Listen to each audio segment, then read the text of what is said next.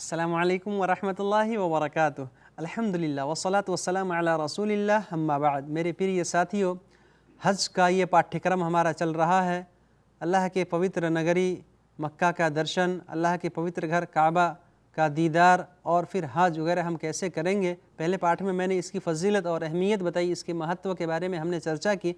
आज हम ये जानेंगे कि हज का अर्थ क्या होता है, हज की परिभाषा क्या है और किन लोगों के ऊपर ये हज अनिवार्य है, ज़रूरी है, वाजिब है और फ़र्ज़ है। हज का असल अर्थ ये है इरादा करना, इच्छा व्यक्त करना। और इसका जो धार्मिक परिभाषा है, इस्तिलाही अर्थ, इस्तिलाही माना वो ये है कि घर से निकल के मक्का तक पहुँचना और जो भी परिक्रमा, जो भी कार्य हमको करने रहते हैं उसमें मिसाल के तौर पे अल्लाह के घर का तवाफ़ करना, फिर उसके बाद से सफ़ा मरवा की सई, अपने सर को मुड़ाना, फिर मिना के अंदर क़याम करना, अरफात में ठहरना, अरफात के मैदान में ठहरना, इसी तरह से शैतान को कंकड़ी मारना, ये सारी बातें। तो इन सब को पूरा करने का नाम हज है। इंशाअल्लाह हज का तरीक़ा मैं अपने आने वाले पाठों में बताऊँगा। यह हज किन लोगों के ऊपर अनिवार्य है, इसकी क्या शर्तें हैं, हम पहले ये जानते हैं। तो सबसे पहले हज मुसलमान के ऊपर वाजिब है, ज़रूरी है, अनिवार्य है। अगर कोई काफिर हज कर ले तो उसका हज पूरा नहीं होगा। मुसलमान होने के बाद फिर उसे दोबारा हज करना पड़ेगा। दूसरे नंबर पे वो बुद्धिमान हो, अक्लमंद हो, होशियार हो, पागल ना हो। अगर पागल वो जाके हज उम्रा कर ले और उसका बुद्धि, उसका दिमाग उसके साथ में हाजिर नहीं है तो फिर वो जो है उसका हज पूरा नहीं होगा। हाँ, अगर दिमाग सही सालिम है, कभी कभार जो है यानी कुछ ऐसे लोग होते हैं जो यानी जिनका दिमाग थोड़ा कम रहता है तो ऐसी कोई बात नहीं, लेकिन पागल यानी मुकम्मल तौर से हुआ है, पूर्ण रूप से जो है वो पागल ना हो।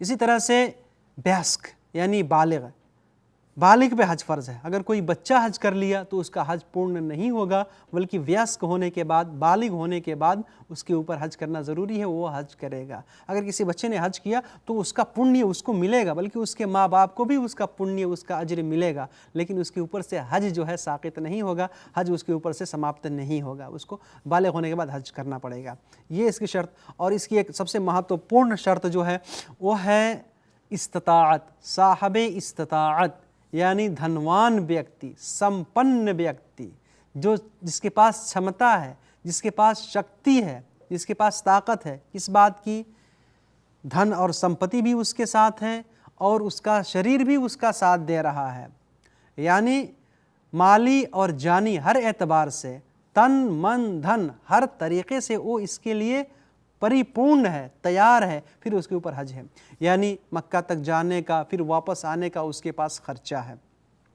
और ये ख़र्चा वो घर बेच करके नहीं, अपने बाल बच्चों को फ़कीर मिस्कीन बना के खेत बेच करके नहीं, बल्कि असल जो उसका घर का ख़र्चा है उससे अतिरिक्त हो, उससे ज़ायद हो, और वो जमा कर लिया है पूंजी तो अब मक्का तक जा सकता है। जितना ख़र्च लगेगा ख़र्च पूरा कर सकता है, वापस आ सकता है, तो उसके ऊपर हज अनिवार्य है, ज़रूरी है।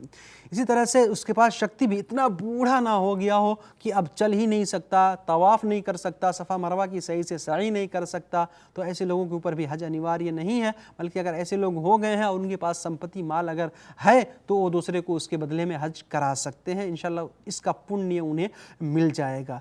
और साथ ही में एक और शर्त है हज के लिए, वो ये है कि रास्ते का पुरअमन होना, यानी जो हमारा रास्ता है हज के लिए जो जाता है वो शांतिपूर्वक है कि नहीं, वीज़ा मिला है कि नहीं हज पे जाने के लिए। इसी तरीके से जहाँ सऊदी में जो लोग रहते हैं उनके लिए तसरीह बनी है कि नहीं हज पे जाने के लिए, ये असल यानी इजाज़त नामा जिसे कहते हैं, अनुमति मिली है कि नहीं, ये भी इस्तिताअत में आ। किसी के पास धन भी है, संपत्ति भी है, सब कुछ है, वो शक्ति यानी मान ताकतवर भी है, उसके पास क्षमता भी है, लेकिन अब उसको वीज़ा नहीं मिल रहा है।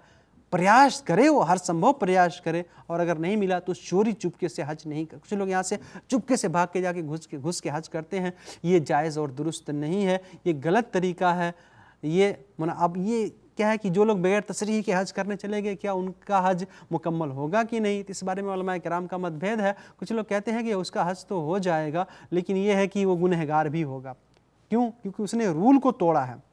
भाई एक दूसरे को तकलीफ़ ना दें। और यहाँ पे हज का इंतज़ाम करने के लिए जो यहाँ पे कमेटी है वो लोग पूरा व्यवस्था मिलाते हैं। आप चुपके से गए, आपका नाम उनके लिस्ट में नहीं है, आपका व्यवस्था उन्होंने नहीं किया, बहुत ज़्यादा भीड़ हो गई, अब भीड़ को कौन कंट्रोल करेगा? किसी को कोई आपत्ति हुई, किसी को कोई नुकसान, किसी कोई हानि नुकसानी हो जाए तो उसका जुर्माना कौन भरेगा? इस वजह से जो है ऐसे हम हज ना करें, बल्कि अगर हमको इजाज़त मिल जाए, अनुमति मिल जाए और हमको हर तरह से जो है इस्तात हमारे पास हो जाए, फिर हम हज करें। क्योंकि अल्लाह के रसूल सल्लल्लाहु अलैहि वसल्लम ने बयान फरमाया कि हज मबरूर यानी जिसमें गुनाह ना किया गया हो, गलत काम ना किया गया हो, उसका बदला सिर्फ़ और सिर्फ जन्नत है। तो मेरे भाइयों, हज के ये कुछ शराइत हैं जो हमको पूरा करना है।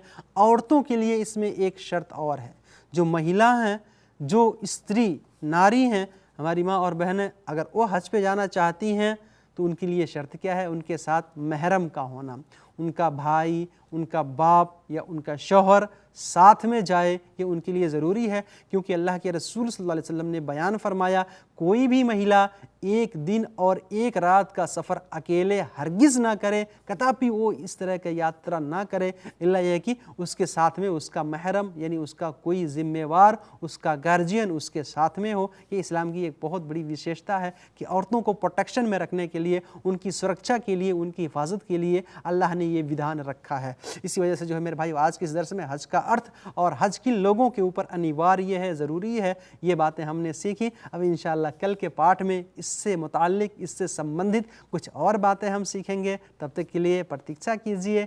अल्लाह ताला हम सबको नेक अमल की तौफीक दे। आमीन। वस्सलामु अलैकुम व रहमतुल्लाहि व बरकातुहू।